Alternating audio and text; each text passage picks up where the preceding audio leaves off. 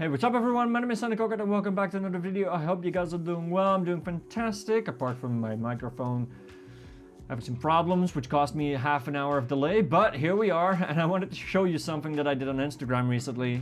Some of you might have seen a photo of me doing an HDR photo, getting 3 images and merging them together into one. And I wanted to show you how I did that. Now you are going to need something like Adobe Camera Raw in here, or Lightroom from Adobe, or I think Affinity Photo has something built in as well. I'm not quite sure, but it's basically the one-time payment version of Photoshop. So what you want to do then is open up Photoshop and drag your raw files in here. Now, depending on if you are using a raw file or not, you can use either, it doesn't matter. Just know that if you're shooting raw, you're gonna get much more data out of it. So how to shoot raw on mobile. If you have a good smartphone that has some wonderful software, then some phones will offer this. In OnePlus's case, it's up here in Pro mode, and then enable RAW photography. There are some other cameras that do this as well, but having access to RAW is amazing because it gives you the flat image that the sensor captures without any modifications. Normally what a phone would do is just set its own settings and throw away everything that it doesn't need. And in this case, we don't want that. We want to have as much data as possible, so we want to use raw files. Now again, like I said, you don't need raw files, but it is recommended. So we have these 3 raw files, and these are the ones that, well, not exactly the same as the one that I posted. The one that I posted is this one, which looks really cool. And then there is these 3. They are a little bit different, but not too much. And we're going to import that into Photoshop here. Now in here we can mess around with the files. So with Photoshop Camera Raw, we can take a look at these individual photos, which by the way, if you look at this, are not aligned at all. This was not shot on a tripod, it was handheld, and they were on automatic settings. I didn't change anything about the ISO, the exposure time, the shutter speed, anything like that, just automatic in the morning. These are the images that came out of it. Now you can look at each individual image and see how much data is available by just moving around with these sliders. So you can see what kind of data is available. So here, lowering the highlights, we can actually get a good glimpse of what the tree actually looks like. There are some weird things that are going to happen though by removing certain things. Like for example, removing the highlights, you can see there are these like weird dots showing up. After you're done, and the images blend together, and you're gonna crop or resize this photo or post it on social media, and the compression will basically take care of it, you will not see those black little dots. But in this case we will when we start messing around with it. So we can see how much data is available to each individual image here, but that's not really what we want. We want to merge them together. So, and you can actually see in this video, in this photo as well, there is a lot more data available than what is originally shown. This is the original image, but look at how much data is actually there. We can actually see the entire foreground here in sharp detail as well. So that is awesome that we have an image in our collection that has that kind of data. So what we can do is click on one of the images, hold shift and click the bottom one, or you can select them individually by pressing Control and then clicking them individually. And then we can say merge to HDR. So that's what we're gonna do. We can also do some deghosting, low, or off. I recommend low just to get a little bit of the artifacting of all the images gone. And then there is align images automatically and apply auto settings, speak for themselves, and then merge. And then it's going to create another digital negative file, but with the HDR prefix on it, so you can distinguish it. So this is the blended file of all those pictures together. It's very similar to this one, but you can see that there is a lot more detail here, a lot more data about the sun here. And that's because we took these lower exposure shots, which if you look very similar to one another. This little area looks exactly the same as this one, but the foreground looks exactly the same as this one. You see that?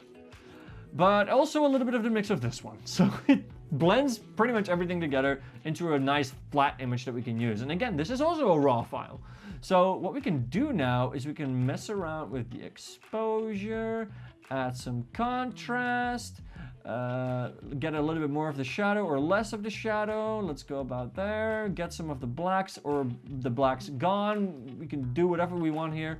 and then increase the texture to get some more detail going, or leave it flat, get some more clarity, sharpness, or like whatever we want. And then dehazing to remove some of the like cloudy effect, or the raw effect as I like to call it, because raw photos are pretty flat, especially on a smartphone. They're super flat and you get this little gray look on them. Like for example, this one has a really gray look on all of the like corners around it. It's this gray overall, but using a little bit of dehaze can remove that slightly, and now it looks a lot more like warmer, realistic. Then we can add some extra vibrance to it, which is the amount of color that we have, and then saturation, which is how much of that color we have.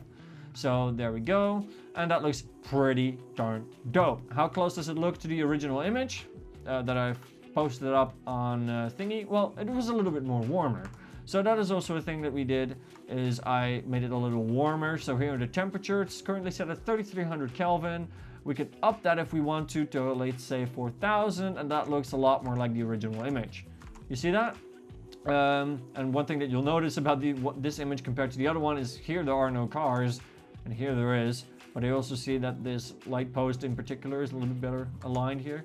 But anyhow, pretty much the same image, but no cars, whatever. But you can see how much detail is in this photo. So we went from these three ugly looking things to this.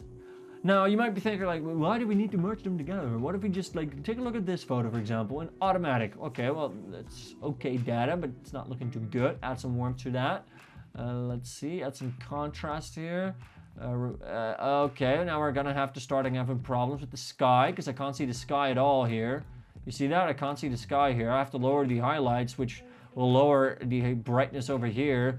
And the exposure is already gone up by an extra stop. So we're really limiting how much data is available here. But let's up that a little bit. Let's increase the contrast slightly again. Get the black levels. So how similar does that look? Looks pretty similar, but again, we have just more detail here, more data to work with, and that's what's so important with these raw files, is to actually get more data. Plus, if we look at the grass here, that's noise. That's a lot of noise. But if we look at here, there's not that much noise, but there's a lot of ghosting going on here. You see that? That's a lot of ghosting, but that pretty much gets lost eventually when we like export this, and the compression loses a lot of that data. So what we're going to do now is we're going to export this image. So save image, we're going to save it as an export. We're going to start with a beginning number, and we're going to make it a JPEG, and we're going to limit it to 6 megabytes of data. So we can actually limit it to whatever you want. If you want a gigabyte of a file, you can do that. You can do that. You can do uncompressed as a PNG as well. We're just going to do this. We're going to save. It's going to export. So let's go to my NVMe photos file, processed, and here's the file. So let's see, is that ghosting still really that much of a problem here? Come on, I want to zoom in. Zoom in, there we go. So let's see, is there some of that ghosting going on? Yeah, definitely. But is that gonna like be noticeable when you start to post it on social media? Definitely not. So for things like social media, this is really recommended. But again, this is 6,000 by 4,000 pixels. Keep that in mind, together with the fact that nobody is going to zoom in this far. Nobody is going to zoom in this far. But that's an awesome looking image, I have to say. From all the data that we gathered from these images, there was clearly a lot of data available here. You can see that. But with the extra exposure here, we got some more detail out of the shadows here.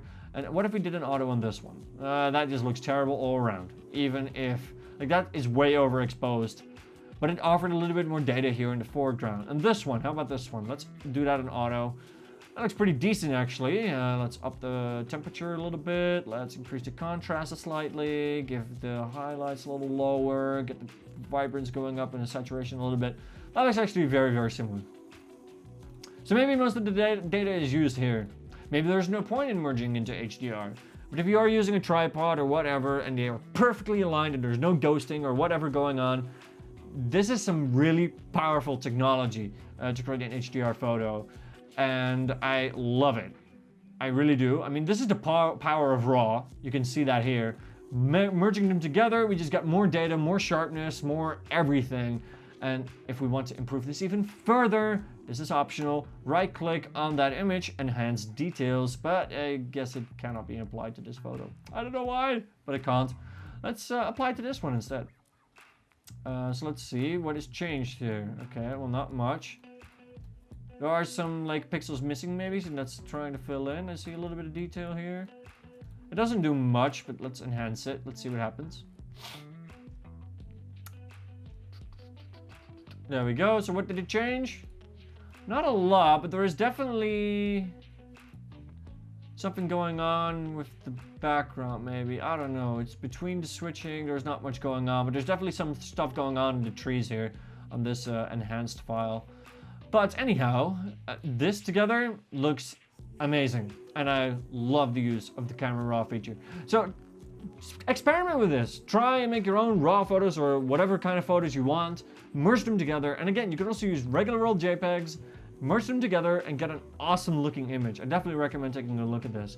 So I want to thank you guys for watching. Hopefully you learned something, and let me know what you think in the comments down below.